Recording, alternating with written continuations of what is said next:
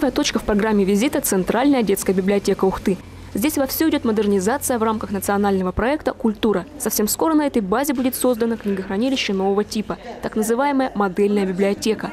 Это комплексная характеристика, включающая и расширение привычных функций учреждения, и усовершенствование технической базы. Дизайн проекта представленного помещения уже готовы. Планы впечатляющие, стеллажи-трансформеры и разноцветные окна-иллюминаторы. При этом неукоснительное соблюдение всех правил безопасности. Не стеклянные, наверное. Не стеклянные. У нас нельзя, у нас дети.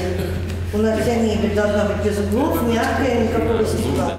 Наблюдение за ходом реализации национальных проектов на местах – не столько контролирующая мера, сколько готовность региональных властей помочь при необходимости. А еще министры и руководители профильных ведомств собирают предложения непосредственно от участников реализуемых проектов. Так, одно из таких в Ухте – включить в местную рабочую группу национального проекта «Культура» больше представителей общественности, в частности, молодежных организаций. Сергей Емельянов такое решение поддерживает, а еще отмечает активное участие в реализации нацпроектов городообразующих предприятий. Национальный проект – это не только федеральная составляющая.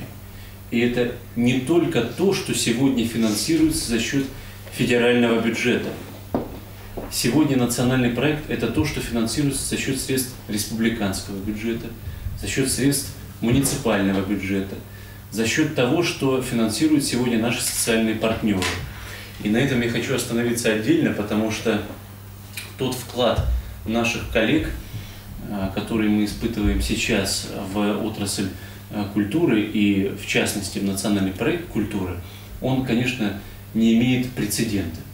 В этот юбилейный для Ухты год уделено немало внимания и отрасли образования, которая совсем скоро тоже отметит круглую дату – 80-летие со дня основания.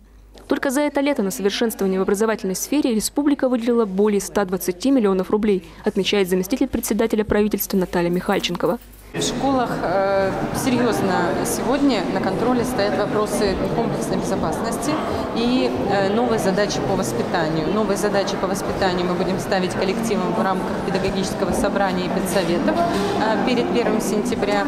Это сегодня очень системная информация, как основа для методической и практической деятельности каждого учителя.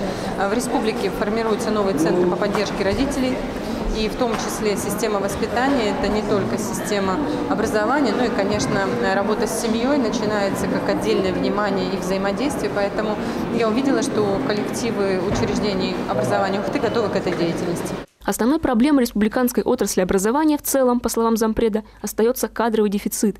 Только в школах Ухты более 70 открытых вакансий. Не лучше обстоит дело и с дошкольными учреждениями. Решать кадровый вопрос пытаются с помощью целевых образовательных программ для студентов. Причем республиканского заказа уже недостаточно. И в планах привлекать для работы в республике и в Ухте, в частности, выпускников крупнейших вузов России. Виктория Науменко, телеканал Юрган, Ухта.